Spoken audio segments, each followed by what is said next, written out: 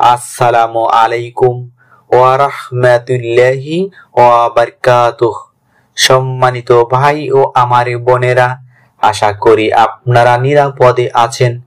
ভাই ও আমার বোনেরা, খুব খেয়াল করে শুনবেন। আজকের আমার আমলের আলোচনা সবচেয়ে আলাদা। খেয়াল করে দেখুন, আমি ভিডিওর শুরুতে বলেছি আশা করি আপনারা সবাই নিরাপদে আছেন।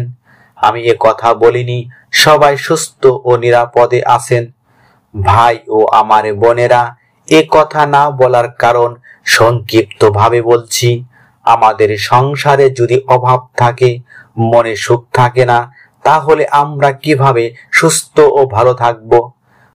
মুমিন ভাই ও আমার বোনেরা, সুস্থ ও ভালো থাকার উপায় হচ্ছে খাদ্য, বস্ত্র ও বাসস্থান। আমাদের সংসারে যদি সচ্ছলতা না থাকে, পরিবারের সুখ ভালো থাকা ঘরের জানালা দিয়ে পালায়, ঠিক কিনা?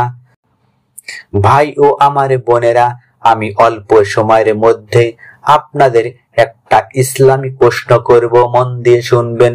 সঠিক দুইজন ভাগ্যবান উত্তরদাতাকে সম্মানের ব্যবস্থা করব ইনশাআল্লাহ। প্রশ্নটি খেয়াল করে শুনবেন। প্রশ্নটি হচ্ছে, সুন্দরভাবে বেঁচে থাকার জন্য আমাদের কি প্রয়োজন?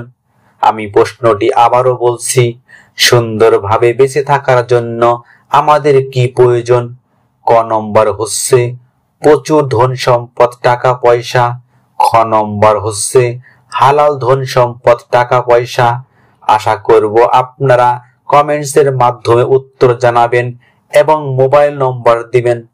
মুমিন ভাই ও আমার বোনেরা, এখন আজকের আমলের মূল আলোচনায় আসি।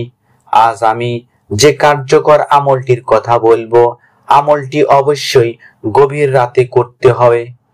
হাদিসে এসেছে, আবু হুরায়রা রাদিয়াল্লাহু আনহু তে বর্ণিত, রাসূল সাল্লাল্লাহু আলাইহি ওয়াসাল্লাম বলেছেন, আমাদের মহান ও বরকতময় রব প্রতি রাতে যখন তার শেষ তৃতীয়াংশ অবশিষ্ট থাকে, পৃথিবীর আসমানে অবতরণ করেন, অর্থাৎ আসেন আর বলেন, কে আমাকে ডাকবে? আমি তার ডাকে সাড়া দিব। কে আমার কাছে চাইবে? আমি তাকে তা দান করব।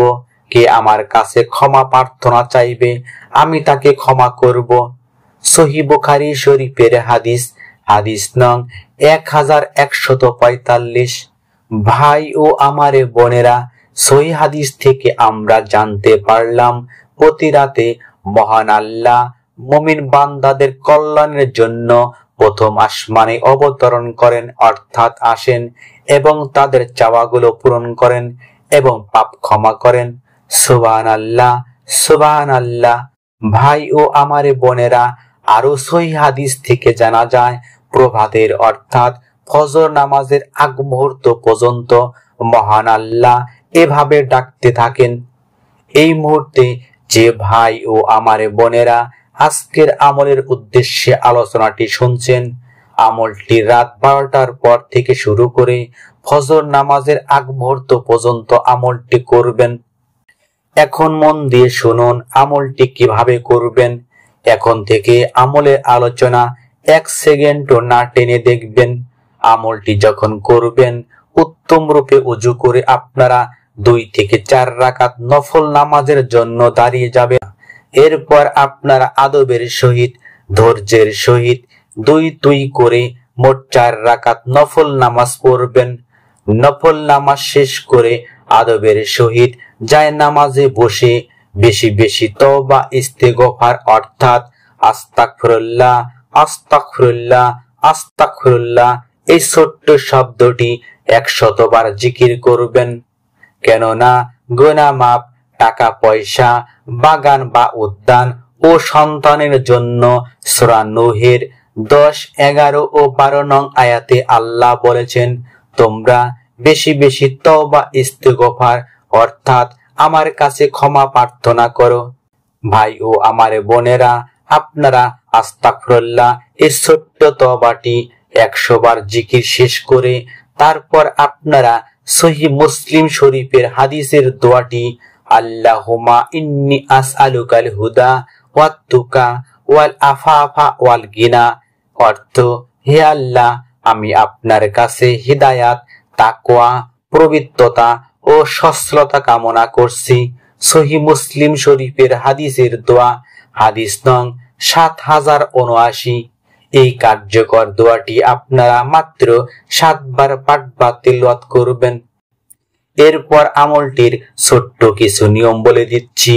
আমলটি নারী বা পুরুষ সবাই করতে পারবেন। আমলটি যখন করবেন, আমলের মাঝখানে কোনো প্রকার কথা বলবেন না।